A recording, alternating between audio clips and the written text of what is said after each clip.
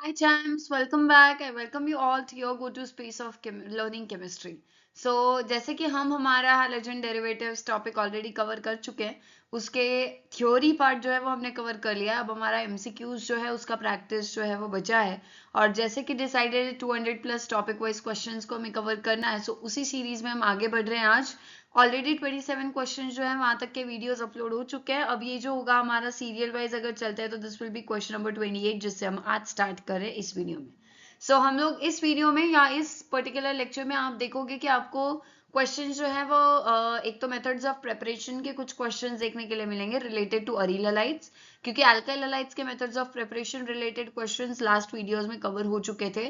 फिर हमारा जो है आपका फिजिकल प्रॉपर्टीज वाला पार्ट जो है वो बचा है। प्लस हम लोग ऑप्टिकल आइसोमेरिज्म जो होता है उसको थोड़ा सा समझ के उससे रिलेटेड क्वेश्चंस भी आज सॉल्व करेंगे। तो चलते हैं हमारा क्वेश्चन नंबर 28 स्टार्ट करते हैं। Arenes when treated with chlorine or bromine in presence of Lewis acid as a catalyst undergo। Arenes यानी किसकी बात हो रही है यहाँ पे? बेंजीन की। सो बेंजीन को जब भी हम क्लोरीन या ब्रोमीन के साथ ट्रीट करते हैं और अनहाइड्रस एल्यूमिनियम क्लोराइड AlCl3 के साथ रिएक्ट करवाते हैं, क्या हमने ये रिएक्शन देखी है?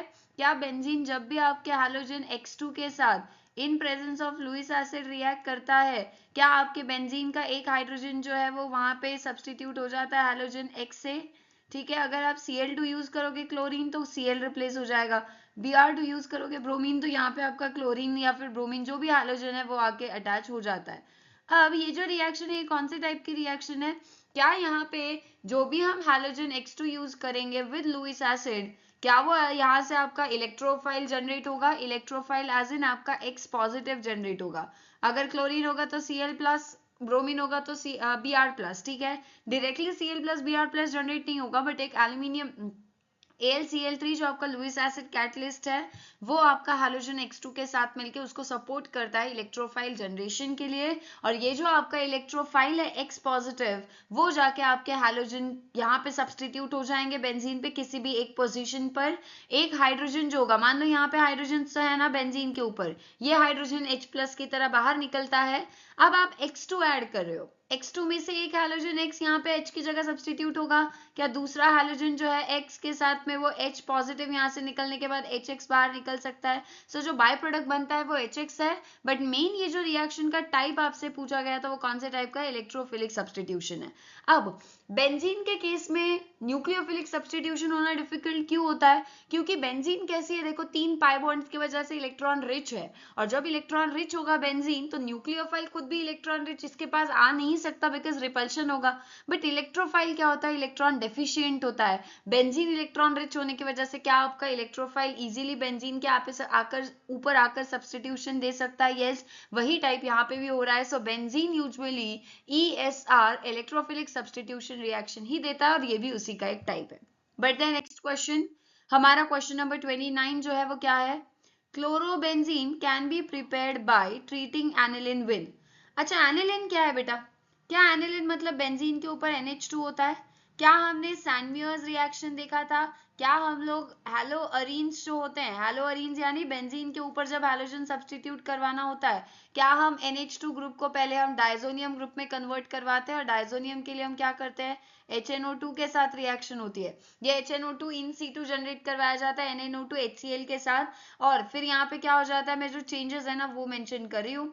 NH2 आपका N2 प्लस Cl माइनस में कन्वर्ट हो जाएगा। और जब आप इसको फिर CuCl के साथ में रिएक्ट करवाओगे जो कि आपका क्यूप्रिस क्लोराइड है विद HCl, तब आपका यहाँ पे क्या हो जाएगा? ये पूरा का पूरा डायजोनियम ग्रुप यहाँ से निकल जाता है और उसके जगह आपका हैलोजन क्लोरीन रिप्लेस हो जाता है। क्या एनिलिन को हमने फिर क्लोरोबेंजीन में कन्वर्ट करवाने के लिए 2 स्टेप्स करवाए हैं? बिल्कुल करवाए हैं। फर्स्ट स्टेप जो है वो आपका डायजोनियम सॉल्ट प्रिपेयर करवाना था जिसके लिए HNO2 यूज किया है। और सेकेंड स्टेप में हम cuprous chloride in presence of HCl, अगर आपको ब्रोमाइड प्रिपेयर करना होगा, इनफैक्ट अगर कल मान लो क्लोरोबेंजीन की जगह आपको ब्रोमोबेंजीन से एनिलिन, एनिलिन से ब्रोमोबेंजीन कैसे प्रिपेयर करना, ये भी क्वेश्चन अगर आता है तब आपको यहाँ पे सिर्फ ब्रोमीन चाहिए, राइट? बट क्या स्टेप 1 सेम रहेगा? यस, पहले हम बेंजीन को किस में कन्वर्ट करेंगे? बेंजीन डायजोनियम क्लोराइड में। और फिर अब आप अगर कॉपर CuCl लेते हो तो आपका Cl जाके रिप्लेस हो जाता है। अगर आपको ब्रोमीन लेकर आना है बेंजीन के ऊपर तो क्या आप CuBr विद HBr ले सकते हो? बिल्कुल ले सकते हो, और फिर आपकी ये रिएक्शन वर्कआउट हो जाएगी, ब्रोमोबेंजीन भी बन सकता है इस मेथड के साथ। ये सैंड-म्यूअर्स रिएक्शन है, राइट? सो सैंड-म्यूअर्स रिएक्शन में हम लोग ऑप्शन डी सिलेक्ट करेंगे क्योंकि नाइट्रस एसिड यूज हो रहा है followed by heating with cuprous chloride. CuCl मतलब ही क्या है हमारा? क्यूप्रस क्लोराइड है। नेक्स्ट क्वेश्चन देखते हैं, question number 30। The product formed when benzene diazonium chloride, अभी अभी देखा है यही है बेंजीन डाइसोनियम क्लोराइड, करेक्ट। उसके साथ में किसके साथ ट्रीट करवाना है हमें? CuBr और HBr के साथ। अभी अभी मैंने आपको बताया था क्या हम सेम रिएक्शन करवा सकते हैं यहाँ पे? कैसे? क्या आपका डाइसोनियम ग्रुप जो है वो पूरा का पूरा रिप्लेस हो जाएगा? किसके साथ रिप्लेस होगा? वो आपका ब्रोमाइड जो है Br वो यहाँ पे आके अटैच हो जाएगा और Br यहाँ पे लगेगा, तो ये प्रोडक्ट कौन सा है हमारा? ब्रोमोबेंजीन है, that is option A, correct. आगे चलते हैं, क्वेश्चन नंबर होगा 31, ठीक है। 31 क्वेश्चन है, benzene diazonium salt when simply mixed with KI। अब KI किसका सोर्स है बेटा? क्या KI आपका K प्लस और I माइनस दे सकता है? क्या ये I माइनस जाके आपके डाइसोनियम ग्रुप की जगह ले सकता है बेंजीन डाइसोनियम सॉल्ट में से? बिल्कुल ले सकता है। और यहाँ पे आपका बेंजीन डाइसोनियम क्लोराइड जो होगा वो कन्वर्ट किस में हो जाएगा? डाइसोनियम ग्रुप यहाँ से लीव करके उसके जगह आयोडीन सब्सटीट्यूट हो जाएगा, यानी आयोडोबेंजीन बन जाता है।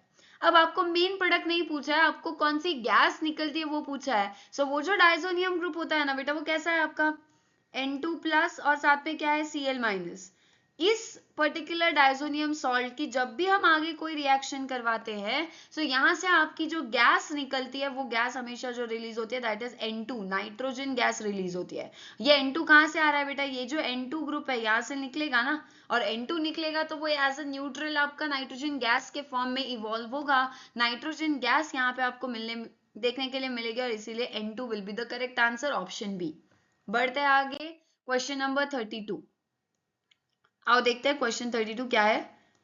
The product Y of the following reaction is again C6H5N2Cl। क्या ये आपका N2 प्लस Cl माइनस, ये आपका डाइसोनियम सॉल्ट है, उसको रिएक्ट करवाना है Cu with HBr।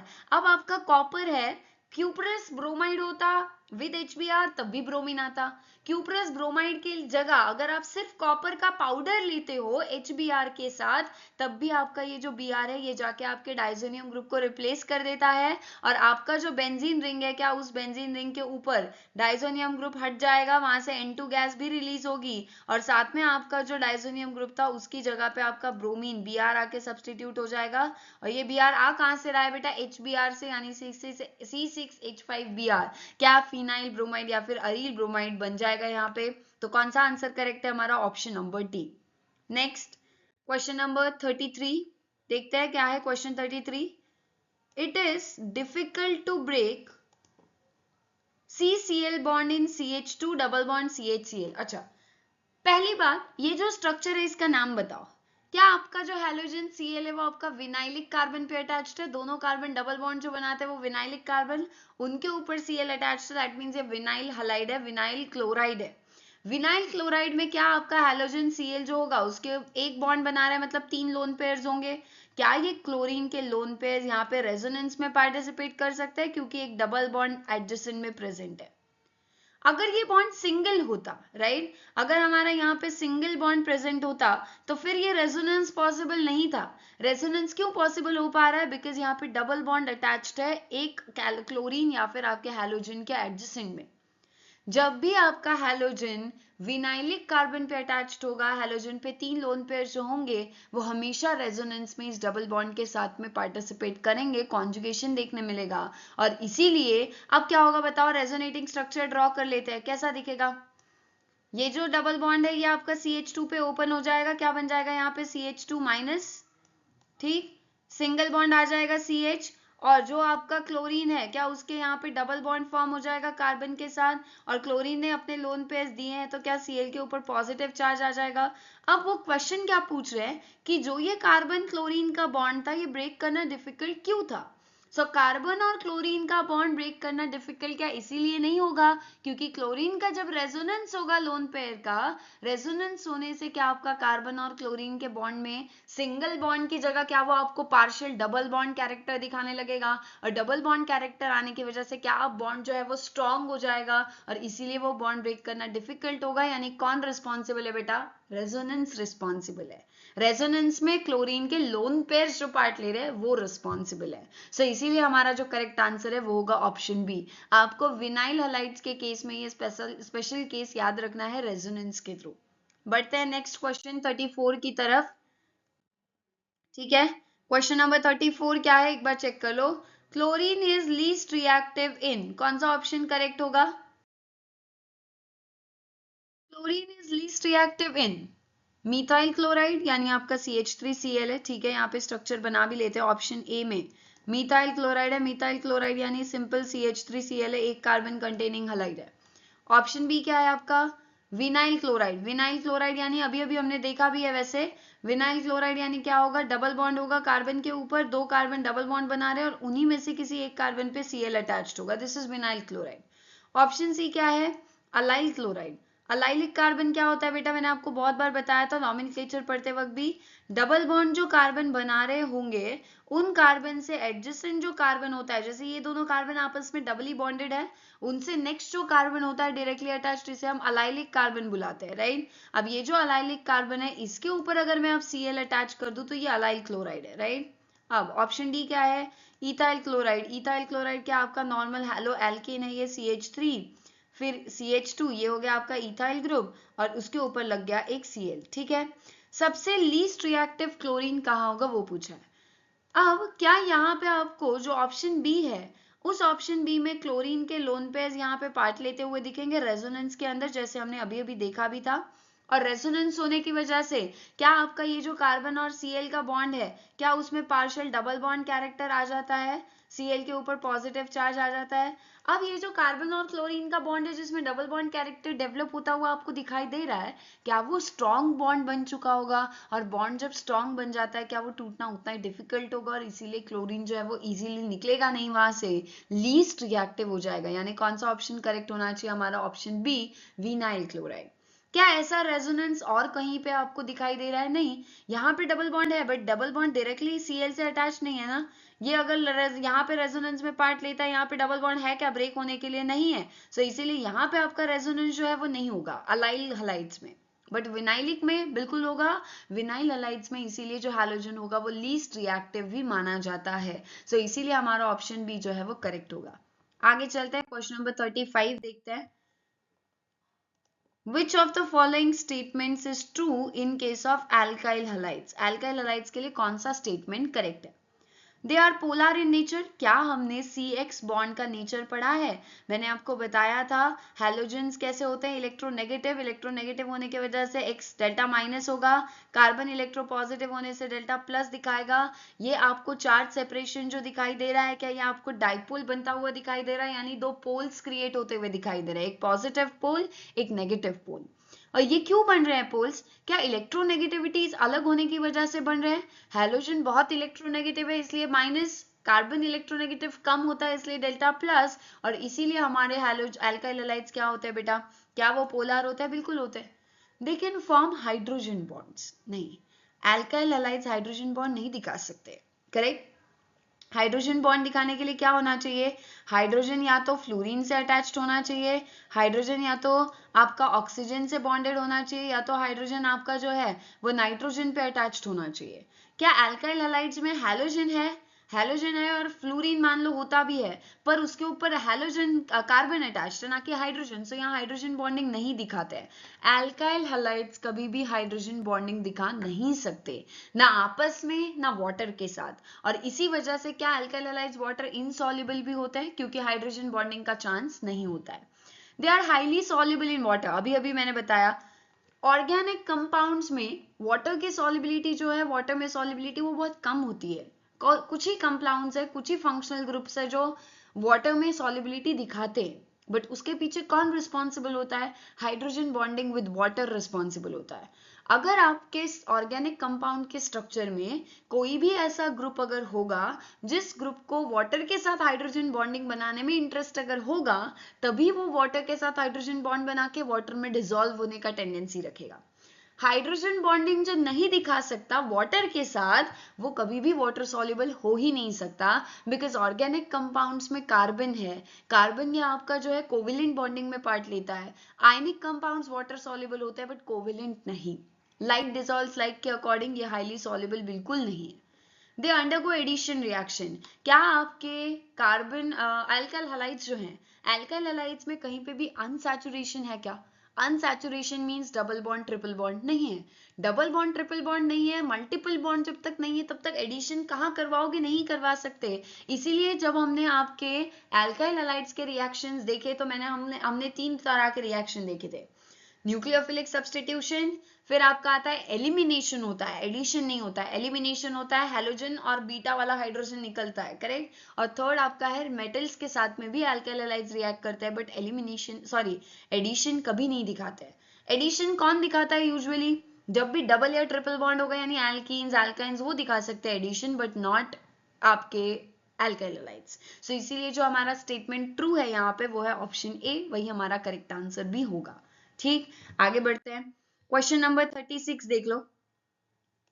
अरील halides are less reactive than alkyl halides in nucleophilic substitution. क्यों होता है ये? न्यूक्लियोफिलिक सब्स्टिट्यूशन में अरील हैलाइड्स कम रिएक्टिव हो जाते हैं अल्काइल हैलाइड से, वो हमको समझना है। ठीक है, पहली बात, अरील हैलाइड का स्ट्रक्चर कैसा है? क्या आपका ये बेंजीन रिंग है और बेंजीन रिंग के ऊपर आपका हैलोजन अटैच्ड होना चाहिए। कोई भी हैलोजन हो, क्या हैलोजन जब भी एक बॉन्ड बना रहा होता है, क्या वहां पे आपके 3 लोन पेयर्स हैलोजन पे अवेलेबल अभी भी होंगे? बिल्कुल होंगे। अब न्यूक्लियोफिलिक सब्स्टिट्यूशन होने के लिए क्या होना चाहिए, पहले तो वो बताओ। क्या न्यूक्लियोफिलिक सब्स्टिट्यूशन रिएक्शन दिखाने के लिए न्यूक्लियोफाइल जब आएगा, वो न्यूक्लियोफाइल आके इस हैलोजन को बाहर निकालेगा और उसकी जगह सब्स्टिट्यूट हो जाएगा, करेक्ट। बट क्या उसके लिए आपका ये जो बेंजीन का और हैलोजन का ये जो बॉन्ड है CX बॉन्ड, क्या इस बॉन्ड को टूटना होगा तभी हैलोजन यहाँ से निकल पाएगा?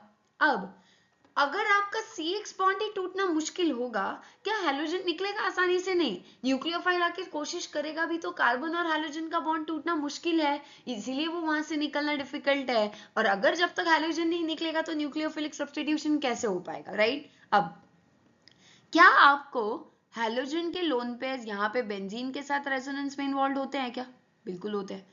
क्या हैलोजन के लोन पेयर जब भी डबल बॉन्ड एडजेसेंट में प्रेजेंट होगा, क्या वो लोन पेयर्स आपके कॉन्जुगेशन में जाएंगे बेंजीन के साथ? बिल्कुल जाएंगे। अब बताओ, क्या इस कार्बन और हैलोजन का डबल बॉन्ड कैरेक्टर हमको देखने के लिए मिलेगा? क्योंकि हैलोजन अपने लोन पेयर दे रहा है और हैलोजन जैसे ही लोन पेयर देगा, क्या उस पर पॉजिटिव चार्ज भी आ जाएगा? अब डबल बॉन्ड कैरेक्टर आने की वजह से क्या आपका ये स्ट्रक्चर, हैलोजन पे पॉजिटिव चार्ज आना, रेजोनेंस बढ़ना, रेजोनेंस होने से क्या स्टेबल स्ट्रक्चर मिलता है? बिल्कुल मिलता है। हमें पता है ना, जितने ज्यादा रेजोनेटिंग स्ट्रक्चर, जितना ज्यादा रेजोनेंस, उतना स्टेबल स्ट्रक्चर होता है। क्या यहाँ हैलोजन के लगने से ये स्ट्रक्चर रेजोनेंस से स्टेबिलाईज हो रहा है? और रेजोनेंस से स्टेबिलाईज हो रहा है मतलब हम रेजोनेंस स्टेबिलिटी का एक रीजन मान सकते हैं सेकेंड वाला statement. Next, longer CX bond. अरे लॉन्गर कैसे होगा CX बॉन्ड? क्या CX बॉन्ड आपका पार्शियल डबल बॉन्ड कैरेक्टर दिखाने की वजह से, डबल बॉन्ड यानी क्या होगा? कार्बन हैलोजन का सिंगल बॉन्ड है, एक ही बॉन्ड है, क्या कार्बन हैलोजन दूर होंगे? डबल बॉन्ड बनाने के लिए क्या वो और पास आएंगे तभी 2 बॉन्ड्स बनेंगे? ज्यादा बॉन्ड मतलब और क्लोज एटम्स होने चाहिए। क्या CX bond double bond character मतलब CX बॉन्ड शॉर्ट होना चाहिए ना कि लॉन्ग? तो ये तो हो ही नहीं सकता। और अगर CX बॉन्ड लॉन्ग होता तो फिर क्या होता? क्या वो आसानी से टूटता? क्योंकि लॉन्ग बॉन्ड्स वीक बॉन्ड्स भी होते हैं। इंडक्टिव इफेक्ट नहीं है यहाँ पे। इंडक्टिव इफेक्ट उल्टा हैलोजन का जो है वो -I इफेक्ट लगना चाहिए, यहाँ पे वो नहीं है। यहाँ पे आपका रेजोनेंस इफेक्ट चल रहा है। sp2 हाइब्रिडाइज कार्बन, अच्छा हाँ, ये भी रीजन हो सकता है ना। क्यों? जिस कार्बन के साथ हैलोजन जुड़ा है वो कैसा है? sp2। अब जो sp2 हाइब्रिडाइज्ड कार्बन होगा, क्या वो और ज्यादा इलेक्ट्रोनेगेटिव होगा और इसीलिए वो हैलोजन को बहुत टाइटली पकड़ के रखेगा? वो हैलोजन वाला बॉन्ड इतने आसानी से टूटेगा ही नहीं, इसीलिए हमारा ये भी एक रीजन हो सकता है। सो हमारा जो करेक्ट आंसर है, थर्ड और फोर्थ तो बिल्कुल गलत है, तो ये ऑप्शन गलत है, ये भी गलत है, ये भी गलत है, जगह पे निकाल दिया और ऑप्शन डी ही होगा हमारा जो आपका करेक्ट आंसर इस करेक्ट क्वेश्चन के लिए होने वाला है। नेक्स्ट क्वेश्चन 37 देख लो। अब आते हैं ऑप्टिकल आइसोमेरिज्म के ऊपर, ठीक है। 37 क्वेश्चन है ये। Which one of the following is chiral molecule. Chirality check करने के लिए पहली बात, कायरल कार्बन क्या होता है? कायरल कार्बन वो कार्बन होता है जो 4 अलग अलग ग्रुप्स के साथ जुड़ा हुआ होता है, करेक्ट। अगर उस हैलोजन कार्बन के ऊपर 4 बॉन्ड्स बन रहे हैं, बट अगर वो चारों बॉन्ड्स अलग अलग ग्रुप्स के साथ में होंगे, तब हम उस कार्बन को क्या मान लेते हैं? कायरल, और उसे हम स्टार से मार्क कर लेते हैं। अब आप अगर ऑप्शन डी देखते हो, जो आंसर है यहाँ का करेक्ट, कैसे है देखो, सी पे HCl Br। एक तो कार्बन के ऊपर H है, फिर आपका Cl क्लोरीन अटैच्ड है, फिर ब्रोमीन Br भी अटैच्ड है, और आयोडीन I भी अटैच्ड है। क्या 4 डिफरेंट ग्रुप्स आपको एक ही कार्बन पे जुड़े हुए दिखाई दे रहे हैं? बिल्कुल। और जब आपके एक कार्बन पे 4 अलग ग्रुप्स होते हैं, तो क्या उस कार्बन को हम कायरल कार्बन बोलेंगे, जिसे हम स्टार से रिप्रेजेंट करते हैं? बिल्कुल। और जब आपके किसी भी मॉलिक्यूल में कायरल कार्बन होगा, क्या उस मॉलिक्यूल को भी हम कायरल मॉलिक्यूल बुला सकते हैं? बिल्कुल। और इसीलिए हमारा ऑप्शन डी सही है। ऑप्शन ए भी मैं आपको बता देती हूँ, बाकी स्ट्रक्चर्स आप खुद ड्रॉ करके एक बार देख लेना, क्या किसी में भी कायरल कार्बन है या नहीं। CH3Cl कैसा होगा? क्या उसके कार्बन के ऊपर 3 हाइड्रोजन होंगे और एक क्लोरीन यहाँ पे Cl अटैच्ड होगा। अब बताओ, क्या आपके कार्बन के ऊपर 3 हाइड्रोजन सेम आ गए? चारों ग्रुप्स अलग है या 3 ग्रुप सेम एक अलग है बस? सो इसीलिए ये तो कायरल कार्बन नहीं है, और इसीलिए मॉलिक्यूल भी कायरल मॉलिक्यूल माना नहीं जाएगा। सो हमारा जो करेक्ट आंसर है वो है ऑप्शन डी, वही एक कायरल सेंटर यहाँ पे था। आप ऑप्शन बी और ऑप्शन सी का भी स्ट्रक्चर बना के देख लेना। यहाँ पे देखो 2 हाइड्रोजन 2 क्लोरीन सेम ग्रुप्स, यहाँ पे देखो 1 हाइड्रोजन 3 ब्रोमीन सेम हो गए, मतलब ये भी कायरल तो है ही नहीं, सिर्फ एक ही जगह कायरल कंपाउंड कायरल कार्बन था, और वही आपका कायरल मॉलिक्यूल भी था, ऑप्शन डी। आगे चलते हैं, क्वेश्चन नंबर 28। क्या है question read 38 sorry, question read करो। क्वेश्चन नंबर 38 क्या है? Which of the following halides is capable of exhibiting enantiomerism. Enantiomerism दिखाने के लिए क्या होना चाहिए बेटा? क्या आपका कायरल कार्बन वहां पे स्ट्रक्चर में मौजूद होना चाहिए? कायरल कार्बन होगा तो आपके कायरल कार्बन के वजह से क्या होता है, क्या 2 non super imposable mirror images generate होते हैं, मतलब 2 इनैंशियोमर्स बनते हैं।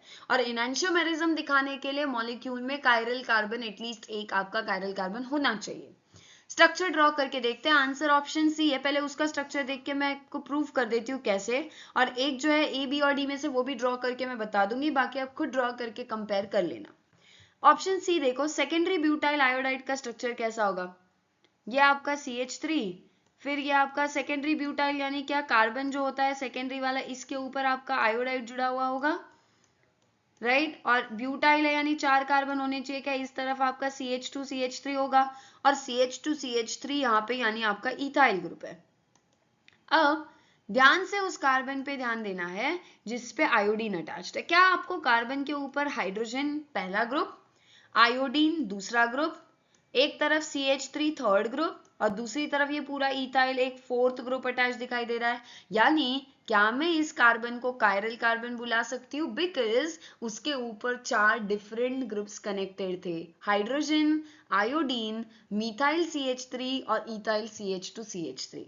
और इसी वजह से ये कार्बन कायरल होने की वजह से क्या जब आप इसकी मिरर इमेज ड्रॉ करोगे तो वो non super imposable mirror image होगी 3D में, और non super imposable mirror images जो देते हैं, मतलब ही इनैंशियोमर्स जो देते हैं, वो इनैंशियोमेरिज्म शो कर रहे हैं। और उसके लिए एक क्राइटेरिया आपको हमेशा याद रखना है, which is chiral carbon, chiral carbon present होना चाहिए। और इसीलिए हमारा option C, secondary butyl iodide में कायरल कार्बन होने की वजह से वो ऑप्टिकली एक्टिव होगा। ऑप्टिकली एक्टिव यानी वो 2 इनैंशियोमर्स देगा, एक इनैंशियोमर डी वाला होगा, एक इनैंशियोमर एल वाला होगा, 2 फॉर्म्स हमको देखने के लिए मिलेंगे, ठीक। अब जिस मॉलिक्यूल में कायरल कार्बन प्रेजेंट है वो कायरलिटी शो करता है, उससे आपके 2 non super imposable mirror images बनेंगे, एक मिरर इमेज 1, दूसरी मिरर इमेज 2। वो दोनों आपस में सुपर इम्पोज नहीं होती, जैसे हमारे राइट और लेफ्ट हैंड देख लो, क्या ये एक दूसरे के मिरर इमेजेस हैं, बट एक दूसरे के साथ सुपर इम्पोज भी नहीं होते। इसीलिए क्या हम इनको एक दूसरे के एनांशियोमर्स बुला सकते हैं? यस, ये दोनों एक दूसरे के एनांशियोमर्स है। वैसे ही आपके कायरल मॉलिक्यूल की भी मिरर इमेज जब आप निकालोगे, वो दोनों आपस में नॉन सुपर इम्पोजेबल होंगी, जैसे हमारा राइट और लेफ्ट है, और इसी वजह से वो इनैंशियोमेरिज्म शो करता है। अब ये जो 2 इनैंशियोमर्स है, इनको थोड़ा समझते हैं, आगे और भी क्वेश्चंस होंगे उस पे, इसीलिए दोनों इनैंशियोमर्स क्या करते हैं बेटा, देखो एक ये जो होगा ना, आप समझो कि राइट हैंड जैसे आप राइट की तरफ घुमा रहे हो, लेफ्ट हैंड जैसे आप लेफ्ट की तरफ घुमा रहे हो, वैसे ही दोनों इनैंशियोमर्स लाइट को दो अलग डायरेक्शन में रोटेट करेंगे। एक इनैंशियोमर अगर लाइट को आप जब उसके through plane polarise light pass करोगे तो वो उसको राइट की तरफ या क्लॉकवाइज घुमा देता है, उसे हम डी फॉर्म बोलेंगे, स्मॉल डी, डी यानी डेक्स्ट्रो रोटेटरी। डेक्स्ट्रो रोटेटरी यानी जो लाइट को राइट की तरफ क्लॉकवाइज घुमाता है, स्मॉल डी से दिखाते हैं। दूसरा जो मिरर इमेज होगा वो बिल्कुल उसको ऑपोजिट करेगा, उसको लेफ्ट की तरफ घुमा देगा, और लेफ्ट की तरफ घुमाने से क्या हो जाएगा, वो एंटी क्लॉकवाइज रोटेशन यानी वो लीवो रोटेटरी है, लेफ्ट की तरफ लीवो, राइट की तरफ डेक्स्ट्रो। एक डेक्स्ट्रो होगा, एक लीवो होगा। लीवो को हम स्मॉल एल से दिखाते हैं, जैसे हम डेक्स्ट्रो को स्मॉल डी से दिखाते हैं। दोनों इनैंशियोमर्स को हम एक कोई तो डी फॉर्म होना चाहिए, एक कोई तो एल फॉर्म होना चाहिए। डन। ऑप्टिकल एक्टिविटी क्या है बेटा, लाइट को घुमा सक रहे हैं ना, ये एक राइट की तरफ एक लेफ्ट की तरफ, कहीं भी घुमा रहे हो, घुमा तो रहे हैं, क्या लाइट उसमें से पास होते हुए बिना रोटेशन के पास होगी, नहीं, रोटेट होके ही पास होगी, और इसी को हम ऑप्टिकल एक्टिविटी बुलाते हैं। तो ऑप्टिकल एक्टिविटी दिखाने के लिए क्या बनने चाहिए, इनैंशियोमर। इनैंशियोमर बनने के लिए क्या होना चाहिए, कायरल कार्बन, और इसीलिए हमारा ऑप्शन सी सही है। Ethyl chloride, isopropyl bromide, tert butyl chloride, ये सारे स्ट्रक्चर ड्रॉ करके देखना, एक भी कायरल कार्बन वहां नहीं होगा। कायरल कार्बन ही एब्सेंट है तो इनैंशियोमर्स का सवाल ही नहीं होता है, इसीलिए हमारा ऑप्शन सी करेक्ट है। आगे चलते हैं, क्वेश्चन नंबर 39। क्या पूछा है फिर से, the optically inactive compound is. अब ऑप्टिकली इनएक्टिव मतलब अभी अभी मैंने बताया, ऑप्टिकल एक्टिविटी दिखाने के लिए इनैंशियोमर होने चाहिए, उसके लिए कायरल कार्बन होना चाहिए। ऑप्टिकली इनएक्टिव मतलब जो लाइट को घुमा नहीं पा रहा है, वो लाइट को क्यों घुमा नहीं पा रहा है, क्योंकि उसके दो इनैंशियोमर नहीं बन रहे, और दो इनैंशियोमर क्यों नहीं बन रहे, क्योंकि कायरल कार्बन ही मौजूद नहीं है। अब ऑप्टिकली एक्टिव ढूंढना होता तो क्या ढूंढते, कायरल कार्बन वाला। इनएक्टिव ढूंढना है तो क्या ढूंढोगे, क्या आप ऐसा ढूंढोगे जिसमें कायरल कार्बन एब्सेंट है, मतलब जो अकायरल होगा, ऐसा मॉलिक्यूल ढूंढना पड़ेगा हमको।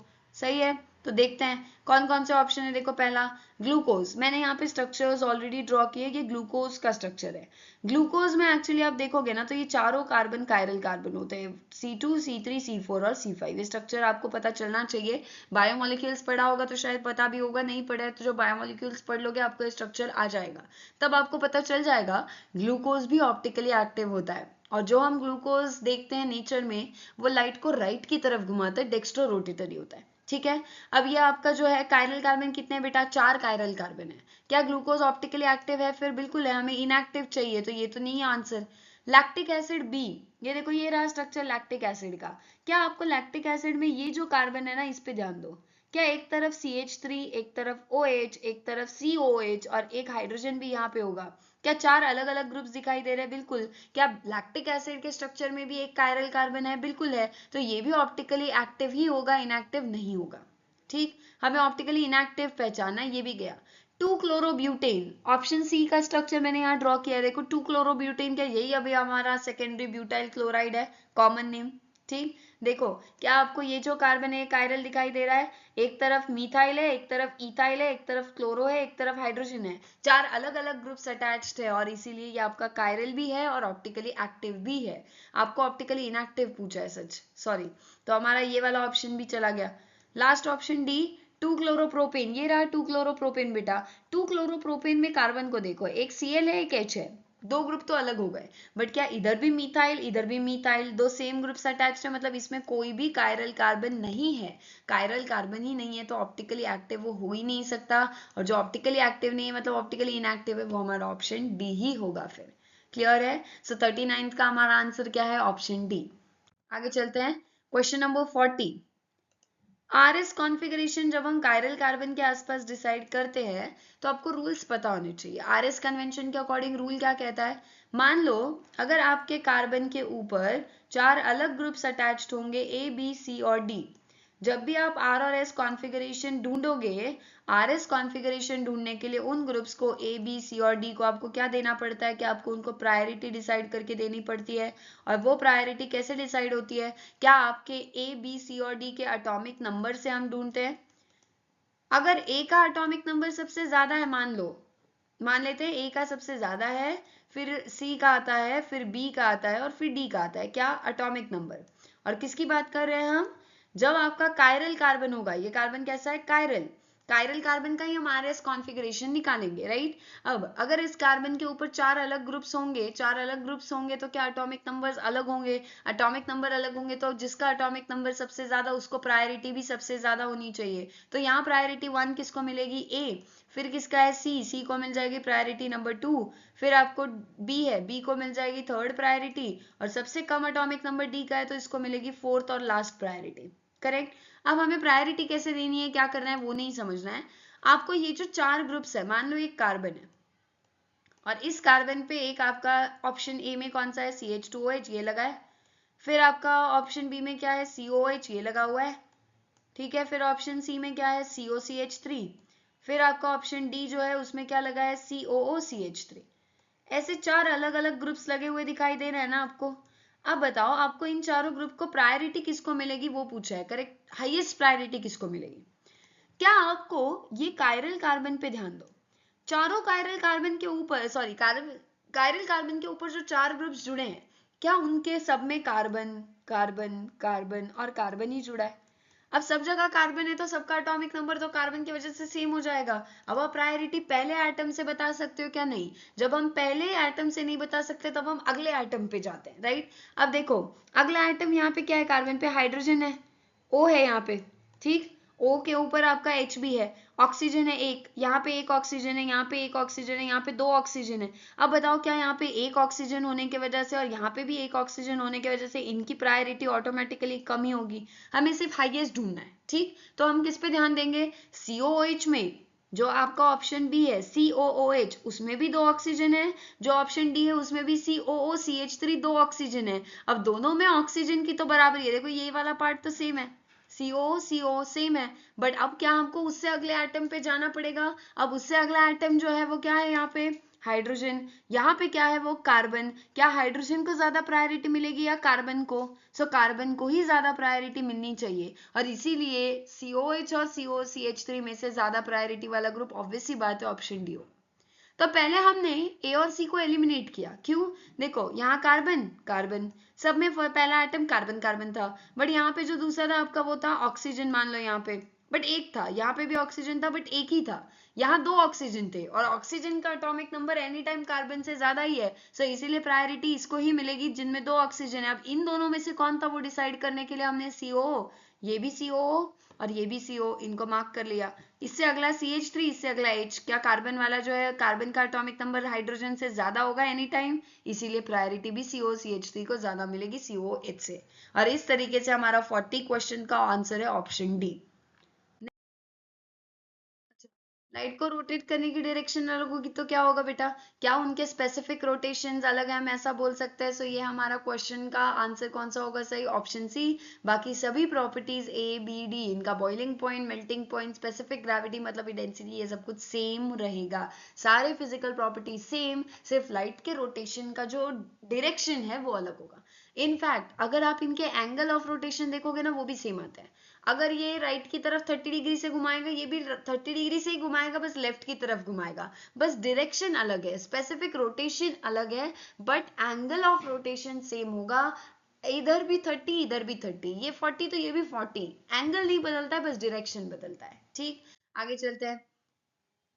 क्वेश्चन नंबर 41 है शायद, या 42 है, देख लेना जो भी क्वेश्चन है, ठीक है। नंबरिंग हम देखते हैं लास्ट में। Optical isomerism is exhibited by, optical isomerism दिखाने के लिए कायरल कार्बन होना चाहिए। कायरल कार्बन होने के लिए आपको सारे स्ट्रक्चर्स जो है ऑप्शन A B C और D मैंने ड्रॉ कर लिए है, इनमें से हमको ढूंढना है कायरल कार्बन कहाँ पर है। ऑप्शन ए में तो एक भी कायरल कार्बन नहीं गया। ऑप्शन बी में दिख रहा है क्या? ये अभी अभी सेकेंडरी ब्यूटाइल क्लोराइड, ये बहुत बार स्ट्रक्चर आ चुका है, राइट। क्या यही हमारा कायरल कार्बन कंटेनिंग मॉलिक्यूल है और यही ऑप्टिकली एक्टिव होगा? क्या इसके 2 मिरर इमेजेस बनेंगे, non super imposable, enantiomer 1 2, D form n form, ठीक है। तो ये ऑप्टिकली एक्टिव होगा, ऑप्टिकल आइसोमेरिज्म दिखाएगा। यहाँ देखो ये कार्बन पे 3 मिथाइल ग्रुप सेम अटैच्ड है, एक Cl है बट अलग है, बट 3 मिथाइल सेम है, तो ये भी कायरल नहीं है, और यहाँ पे भी कोई कायरल कार्बन नहीं है। सिर्फ कायरल कार्बन कहाँ है बेटा? ऑप्शन बी में, और ऑप्शन बी में कायरल कार्बन हो जाने की वजह से यही आपको ऑप्टिकल आइसोमेरिज्म दिखाएगा, ऑप्टिकली एक्टिव यही होगा, इसी का डी और एल फॉर्म हमको देखने के लिए मिलेगा। नेक्स्ट आगे चलते हैं। Number of chiral carbon atoms in 2, 3, 4 trichloropentane is, पहले स्ट्रक्चर बनाते हैं। पेंटेन यानी क्या है बेटा, पहले 5 कार्बन एटम्स होंगे, 3 4 5। और पेंटेन कहाँ है, ANE मतलब क्या करेंगे, कार्बन कार्बन सिंगल बॉन्ड्स, 2,3,4 पे ट्राइक्लोरो, सेकेंड कार्बन पे भी क्लोरो, थर्ड पे भी क्लोरो और फोर्थ पे भी क्लोरो। ठीक है, अब इनके ऊपर बाकी क्या होंगे, हाइड्रोजन। क्या यहाँ पे आपका CH3, यहाँ पे आपका CH3, डन। इसके ऊपर क्या होगा बेटा, एक H, इसके ऊपर भी क्या होगा, एक H, और इसके ऊपर भी क्या होगा, एक H। अब कितने कायरल कार्बन है वो पूछा है। लेफ्ट से शुरू करते हैं। क्या ये CH3 कायरल है, नहीं, 3 हाइड्रोजन सेम है, कायरल नहीं है। इसको देखो, कार्बन पे एक H, एक CH3, एक CHCl वाला ग्रुप है अलग, और एक Cl, क्या चारों ग्रुप्स अलग हो गए। अब बोलोगे मैम यहाँ भी तो कार्बन है और ये भी तो कार्बन है। बेटा ये कार्बन के ऊपर 3 हाइड्रोजन लगे, ये CH3 है, और ये जो कार्बन है इसके ऊपर एक H लगा, एक Cl लगा, एक CHCl3, Cl3, CH3 ऐसे लगा हुआ है, राइट। क्या दोनों कार्बन तो है, बट क्या वो कार्बन के ऊपर जो ग्रुप है वो अलग है, तो इसीलिए ये भी अलग ग्रुप्स माने जाएंगे। ये पूरा CH3 एक ग्रुप माना जाएगा, और ये जो पूरा पार्ट है ये आपका एक ग्रुप माना जाएगा, और इसीलिए 4 अलग ग्रुप्स होने की वजह से कायरल कार्बन एक तो ये हो गया। अब ये वाला देखो, राइट साइड में देखो, क्या ये कायरल कार्बन है, नहीं, तो 2 कार्बन तो हट गए, ठीक है। अब यहाँ पे देखो, ये वाला कार्बन पे भी एक H, एक Cl, एक तरफ CH3 और एक तरफ ये पूरा ग्रुप मिला के एक है, 4 अलग अलग ग्रुप से, तो ये भी कायरल हुआ, तो 2 कार्बन तो पक्का कायरल हो गए। अब 2 है या 3 है, अब ये जो बीच वाला कार्बन है, इस कार्बन के ऊपर एक H है, एक Cl है, 2 ग्रुप अलग है। और 2 ग्रुप देखो बेटा, क्या इस तरफ भी C पे H पे Cl पे CH3 देखना है। देखो इस कार्बन के ऊपर ये दोनों ग्रुप जो है H और Cl, ये तो अलग हो गए, बट अगला ग्रुप देखो, क्या इस तरफ कार्बन, इस तरफ भी कार्बन, कार्बन पे H, कार्बन पे H, कार्बन पे Cl, कार्बन पे Cl, कार्बन के ऊपर CH3, कार्बन पे CH3। क्या आपके इस कार्बन पे अगर आप ध्यान देते हो तो यहाँ वाला जो ग्रुप है वो और यहाँ वाला जो ग्रुप है वो बिल्कुल सेम हुए, और अगर दोनों ग्रुप सेम हुए तो ये कायरल कार्बन हो ही नहीं सकता, तो ये कायरल कार्बन नहीं है। यानी कायरल कार्बन एक तो ये वाला है सेकेंड, और एक आपका फिफ्थ वाला, फोर्थ वाला है। तो 2 और 4 जो होंगे ये कायरल कार्बन होंगे, बट 3 नहीं होगा। और टर्मिनल वाले CH3 तो वैसे ही नहीं थे, तो total number of chiral carbon कितने हो गए, 2। इसीलिए हमारा ऑप्शन कौन सा सही है, ऑप्शन बी। सो इसी नोट पे हमारे आज के क्वेश्चंस जो है वो कवर होते हैं। अगले वीडियो में हम और भी क्वेश्चंस के साथ आएंगे, बट अब जो क्वेश्चंस होंगे वो आपके बेस्ड होंगे केमिकल प्रॉपर्टीज पे। केमिकल प्रॉपर्टीज पे अभी तक हमने कोई भी क्वेश्चन सॉल्व नहीं किए। अभी तक जितने क्वेश्चन सॉल्व हुए वो आपके methods of preparation, nomenclature, classification, physical properties और ऑप्टिकल आइसोमेरिज्म पे हुए हैं। ऑप्टिकल आइसोमेरिज्म भी जबकि केमिकल प्रॉपर्टीज का ही पार्ट है, स्टिल उसको हमने अलग से यहाँ पे कवर कर लिया। नेक्स्ट वीडियो में हम लोग क्या करेंगे, केमिकल प्रॉपर्टीज अल्काइल हैलाइड्स के पढ़ेंगे, और उसमें हम लोग बस केमिकल रिएक्शंस के ऊपर ही बात करेंगे। ठीक है, सो एक काम करते हैं, आज के लिए हम यहीं पे ही स्टॉप करते हैं। जो भी सीरियल वाइज क्वेश्चन नंबर होगा वो मैं आपको नेक्स्ट वीडियो में कंटिन्यू करके बता दूंगी। हम उधर से ही स्टार्ट करेंगे नेक्स्ट क्वेश्चन नंबर से। मिलते हैं जल्दी नेक्स्ट वीडियो में नेक्स्ट क्वेश्चंस के साथ, तब तक के लिए सबको हैप्पी लर्निंग।